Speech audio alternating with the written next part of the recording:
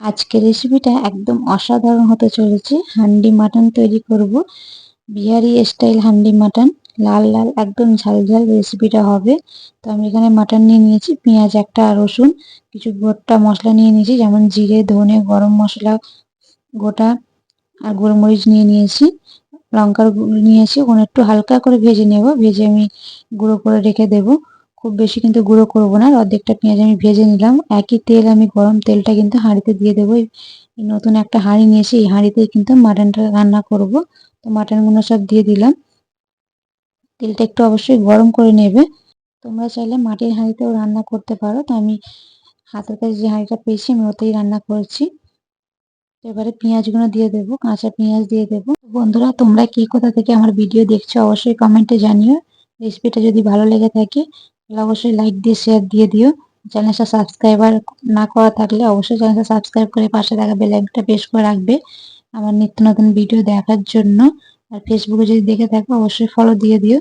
তো এবারে যে দৈনন্দিন মশলাগুলো আমরা ব্যবহার করে থাকি সেই মশলাগুলো দিয়ে দেবো, যেমন লঙ্কার গুঁড়ো, জিরে গুঁড়ো, হলুদ গুঁড়ো, নুন, আদা রসুনের পেস্ট দুটো, আমি এখানে শুকনো লঙ্কা দিয়েছি, 3টে তেজপাতা দিয়েছি, আর গোটা একটা রসুন নিয়েছিলাম, ওই রসুনটা আমি আধখানা করে দিয়ে দিয়েছি। এবার নুন দিয়ে দেবো পরিমাণ মতন, আদা রসুনের পেস্ট দিয়ে দেবো, কাশ্মীরি লঙ্কার গুঁড়ো দেবো কালারটা ভালো আসার জন্য, গরম মশলা গুঁড়ো দিয়ে দেবো, দুটো কাঁচা লঙ্কা দিয়ে দেবো। তোমরা যে যেরকম ঝালটা পছন্দ করো সেই অনুযায়ী এখানে কিন্তু লঙ্কাটা ব্যবহার করবে। তারপরে হাতে করে ভালো করে একটু মশলাটা আর মাংসটা মাখিয়ে নেব। এরকম ভাবে মাখিয়ে নিলে কিন্তু মাংস রান্নাটা আরো ভালো হবে। এবারে হাতটা ধুয়ে যে জলটা দেওয়া হবে সেই জলটাই আমি দিয়ে দেবো, তার থেকে বেশি কিন্তু জল এখানে ব্যবহার করব না।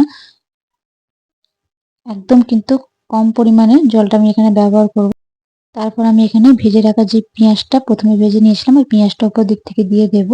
দিয়ে একটা অ্যালুমিনিয়াম ফয়েল পেপার নিয়েছি, ওই ফয়েল পেপারটা ভালো করে হাঁড়ির মুখে দিয়ে মুখটা মুড়ে নেব, যেন হাওয়া না পাস হয় সেরকম ভাবে একদম মুখটাকে মুড়ে নেব। এবার আমি উনুনে বসিয়ে দেব। আমি কিন্তু উনুনেই রান্নাটা করব, যেহেতু হান্ডি মটন করছি সেই জন্য আমি উনুনে রান্নাটা করব।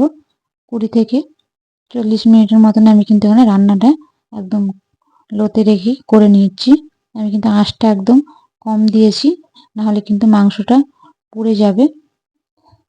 তো দেখো রান্নাটা হয়ে গেছে, ফয়েল পেপারটা কিন্তু কালারটা চেঞ্জ হয়ে গেছে। তো কতটা সুন্দর কালারটা এসছে দেখো, একদম কিন্তু গলে যাবে মাংসটা। যে মশলাটা গুঁড়ো করে রেখেছিলাম গোটা, সেই মশলাটা এবার দিয়ে দিলাম, দিয়ে একটু লাঠির সাহায্যে ভালো করে আমি নেড়ে দেবো। সঙ্গে ধনে পাতাও দিয়ে দিচ্ছি। ধনে পাতাটা দিয়ে আমি গ্যাসের চুলোতে এবারে বসিয়ে জাস্ট একটু ফুটিয়ে নেব, তাহলে কিন্তু একদম রেডি হান্ডি মাটনটা। তো কত সহজ রেসিপিটা দেখলে তোমরা, আর খেতেও কিন্তু অসাধারণ হবে। গরম ভাতের সঙ্গে, রুটির সঙ্গে, পরোটার সঙ্গে, সবার সঙ্গেই কিন্তু এই রেসিপিটা খুব দারুণ লাগে খেতে। তো অবশ্যই বাড়িতে একবার ট্রাই করো আর কমেন্টে জানিও কেমন হয়েছিল।